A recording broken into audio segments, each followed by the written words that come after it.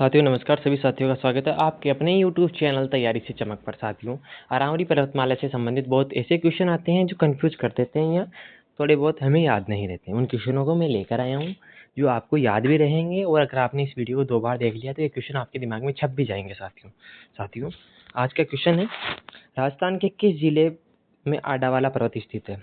Option इस प्रकार है, Bhilwara, Bundi, Jhalawar, Sirohi. Option number B सही हो जाएगा इसका, बूंदी। व्याख्या देखिए, बूंदी जिले में स्थित पहाड़ियों को राजस्थानी भाषा में आडावाला पर्वत कहते हैं। साथियों क्वेश्चन नंबर 2 देखिए, अरावली पर्वतमाला की दूसरी सबसे ऊंची चोटी कौन सी है? जरगा, अचलगढ़, शेर, देलवाड़ा। सही जवाब ऑप्शन नंबर सी, शेर हो जाएगा। शेर चोटी सिरोही जिले में स्थित है। इसकी ऊंचाई 1597 मीटर है। यह गुरु शिखर के बाद राज्य की दूसरी सबसे ऊंची चोटी। साथियों क्वेश्चन नंबर 3 है, ऊपरमाल का पठार राजस्थान के किन दो स्थानों के मध्य स्थित है? कुंभलगढ़ और गोगुंदा, भैंसरोडगढ़ और बिजोलिया, अचलगढ़ और आबू, चित्तौड़गढ़ और मांडलगढ़। भैंसरोडगढ़ और बिजोलिया। आपके ऑप्शन नंबर बी, भैंसरोडगढ़ और बिजोलिया। चित्तौड़गढ़ के भैंसरोडगढ़ से लेकर भीलवाड़ा के बिजोलिया तक का पठारी भाग ऊपरमाल का पठार कहलाता है। नंबर 4 का देखिए, मध्य अरावली की सबसे ऊंची चोटी कौन सी है? तारागढ़। प्रश्न इस प्रकार था कि मध्य अरावली जो है आपके की सबसे ऊंची चोटी कौन सी है? तारागढ़, नाग पहाड़, मोरमजी या टाटगढ़ या रघुनाथगढ़। सही जवाब ऑप्शन नंबर सी, आपके टोटगढ़। अजमेर में स्थित मोरमजी टाटगढ़ चोटी मध्य अरावली की सबसे ऊंची चोटी है, 934 मीटर। तारागढ़ 873 मीटर इसके बाद आती है। सबसे पहले आपके 934 मीटर मोरमजी, वहीं तारागढ़ आपके 873 मीटर आती है इसके बाद में। आगे बढ़िए साथियों, प्रश्न नंबर 5, लसाड़िया का पठार राजस्थान के किस जिले में स्थित है? Udaipur, Rajsamand, Banswara, Pratapgarh, Udaipur. Option number A सही जवाब हो जाएगा, उदयपुर। जयसमंद झील के पूर्व में स्थित कटा पठार और विच्छेदित पठार लसाड़िया का पठार कहलाता है। साथियों इन क्वेश्चनों को अगर आपने 2 बार भी देख लिया ना, तो मैं गारंटी के साथ बोल रहा हूँ इन क्वेश्चनों में से बहुत क्वेश्चन आपको याद हो जाएंगे जो आप कभी नहीं भूलोगे। क्वेश्चन नंबर 6 देखिए साथियों, आपके जालौर में स्थित इन पहाड़ियों को किस नामों से जाना जाता है? त्रिकुट पर्वत, छप्पन की पहाड़ियाँ और नागकोड़ा पर्वत। जालौर में स्थित पहाड़ियाँ किन नामों से जानी जाती है? सुंदा पर्वत। सही जवाब हो जाएगा ऑप्शन नंबर डी। बी और सी दोनों ही जानी जाती है, छप्पन की पहाड़ियाँ और नागकोड़ा पर्वत व सुंदा पर्वत।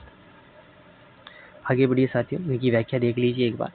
जालौर और बाड़मेर के क्षेत्र में ग्रेनाइट की गोलाकार पहाड़ियां हैं जिन्हें छप्पन की पहाड़ियां, नागकोड़ा पर्वत और सुंदा माता पर्वत जहां पहला रोपवे बना कहा जाता है। साथियों प्रश्न नंबर 7, भाकर इस प्रकार है साथियों, भाकर शब्द का संबंध राजस्थान के किस क्षेत्र की पहाड़ियों से?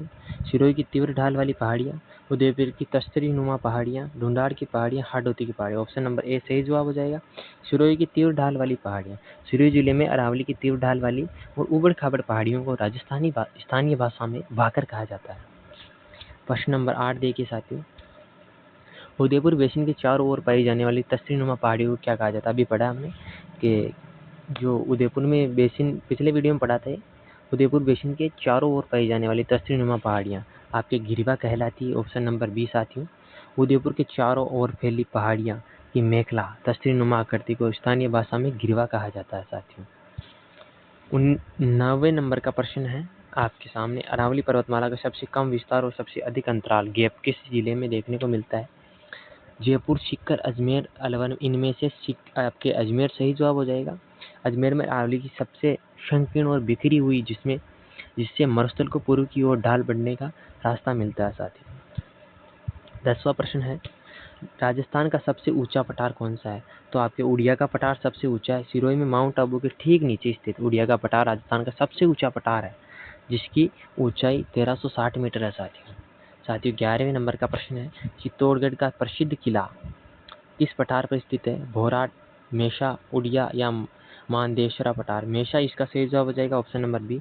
चित्तौड़गढ़ का दुर्ग मेषा के पठार पर स्थित है जिसकी ऊंचाई लगभग 620 मीटर है। साथियों 12वें नंबर का प्रश्न है साथियों, देशरों क्षेत्र किसे कहा जाता है? कुंभलगढ़ और गोगुंदा के बीच के क्षेत्र को देशरों कहा जाता है, या आपके रागा और जरगा पर्वत चोटियों के मध्य का सदा हरा भरा रहने वाला क्षेत्र। यह सही जवाब हो जाएगा, ऑप्शन नंबर बी। रागा और जरगा पर्वत चोटियों के मध्य सदा हरा भरा रहने वाला क्षेत्र उदयपुर में रागा और जरगा पहाड़ियां हैं। हर साल साल भर यहाँ हरा भरा क्षेत्र रहता है, इसलिए इसे देशहरो कहा जाता है। 13वें नंबर का प्रश्न है, अरावली पर्वतमाला की चोटियों को उनकी ऊंचाई के अनुसार सही अवरोही क्रम में बड़े से छोटे में व्यवस्थित कीजिए। क्वेश्चन अभी लेब असिस्टेंट का भूगोल का पेपर हुआ उसमें आया है। डायरेक्ट आप उत्तर देखिए, गुरु शिखर, शेर, जरगा और अचलगढ़। गुरु शिखर 1722 मीटर, फिर शेर 1597 मीटर, जरगा 1431 मीटर और अचलगढ़ 1380 मीटर है साथियों। 14वें नंबर का प्रश्न है, त्रिकुट पहाड़ी पर राजस्थान का कौन सा प्रसिद्ध किला बना हुआ है? Option number B. इसका सही जवाब सोनारगढ़, जैसलमेर दुर्ग। जैसलमेर का किला त्रिकुट पहाड़ी पर स्थित है। केला देवी का मंदिर त्रिकुट पर्वत पर है जो करौली में है साथियों, ये आपको ध्यान रखना है। आज का अंतिम और 15वां क्वेश्चन है, अरावली पर्वतमाला किस प्राचीन भूखंड का अवशेष है? अंगारा लैंड, 33 सागर, गोंडवाना लैंड या उपरोक्त में से कोई नहीं। ऑप्शन नंबर सी सही जवाब हो जाएगा आपकी गोंडवाना लैंड। अरावली पर्वतमाला और हाड़ौती का पठार भारत के प्रायद्वीपीय पठार का हिस्सा है जो प्राचीन गोंडवाना लैंड का अवशेष है साथियों। अगर आज आपको वीडियो पसंद आया हो और 15 में से कितने क्वेश्चन आपको आते थे ये भी कमेंट बॉक्स में कमेंट करना। हमारे चैनल को सब्सक्राइब करके पास वाला बेल आइकन प्रेस करा, जिससे हमें हौसला मिलता है और आपको नया वीडियो मिलता है साथियों। मिलते हैं अगली वीडियो में, तब तक के लिए बाय, जय हिंद सभी साथियों को।